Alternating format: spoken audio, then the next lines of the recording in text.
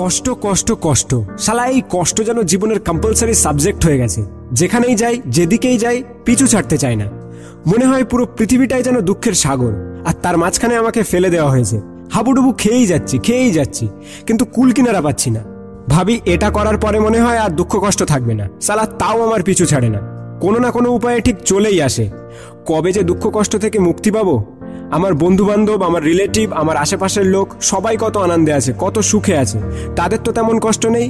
যত কষ্ট মনে হয় আমাকে দিয়েই পাঠিয়েছে বিধাতা। না, অনেক হয়েছে, কিন্তু আর না। মুক্তির পথ আমি বেছে নিয়েছি। হয় বাড়ি থেকে চলে যাব, না হয় আত্মহত্যা করব। মুক্তি পাবো এই স্বার্থপর দুনিয়া থেকে। শেষ করে দেবো নিজের জীবনকে। আব্বে তুই তো একটা ছাগল রে। তুই জীবনের অর্থ বুঝিস? জানিস জীবন কি? তুই কি ভাবিস কষ্ট তোর জীবনে একা আছে আর 700 কোটি মানুষ কি খুব সুখে আছে? তুই বলিস না কষ্ট তোর কম্পালসারি সাবজেক্ট, ঠিক আছে আমি মেনে নিলাম, কিন্তু তুই এটাও মনে রাখ আনন্দ এবং সুখ তোর মেইন সাবজেক্ট। শুধু তুই পড়তে পারিস না বলে তোর কঠিন লাগে। সব সময় বলিস তোর প্রচুর দুঃখ, প্রচুর কষ্ট। বল কি সমস্যা তোর? বাবা বাইক কিনে দিচ্ছে না তাই? গার্লফ্রেন্ড ব্রেকআপ করেছে তাই? নাকি পরীক্ষাতে ভালো মার্কস পাসনি তাই? নাকি পার্ট টাইম জব থেকে ভালো ইনকাম হচ্ছে না? নাকি তোর প্রিয় মানুষ তোর ভালোবাসার গুরুত্বই দিচ্ছে না? নাকি ডিএসএলআর কিনতে পারছিস না তাই? দেখ, এগুলো কোনো কষ্টের মধ্যে পড়ে না। আমি তো বলবো তুই সব থেকে সুখে আছিস। আসলে সমস্যা এই পৃথিবী বা এই সমাজের নয়, সমস্যা তোর নিজের। একটু চোখ খুলে দেখ কত লোক তোর থেকে কত কষ্টে, কত যন্ত্রণায় জীবনের সাথে যুদ্ধ করে যাচ্ছে।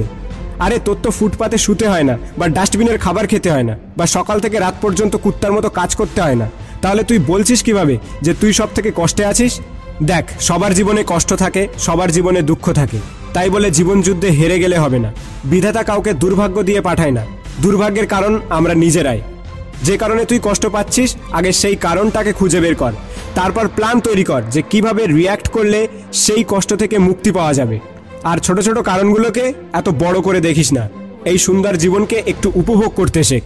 আর তুই বললি না যে আত্মহত্যা করবি, আমি তো খুঁজেই পেলাম না যে কি কারণে তুই আত্মহত্যা করবি। দেখ ভাই, যাদের মাথা খারাপ, যারা পাগল, যারা ভীতু, তারা এইসব ধরনের কথা বলে।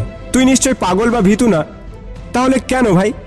মেরুদণ্ড সোজা কর আর উঠে দাঁড়া। হাতের মুষ্টি শক্ত করে নেমে পড় জীবন যুদ্ধে। আমি মানলাম তোর জীবনে কষ্ট বেশি, সুখ কম, কিন্তু জানিস আনন্দ করতে কোনো কারণ লাগে না। তোর কাছে আজ যেটা বর্তমান, সেটা নিয়েই বাঁচতে শুরু কর। যা হয়েছে তা ভুলে যা, যা হবে তা দেখা যাবে। আমি জানি তোমাদের জীবনেও অনেক কষ্ট আছে, অনেক সমস্যা আছে, কিন্তু একটা জিনিস মনে রেখো, অন্ধকার রাতের পরেই পাওয়া যায় সুন্দর একটা সকাল। ঝড় বৃষ্টির পরেই দেখা যায় রোদ ঝলমলে আকাশ।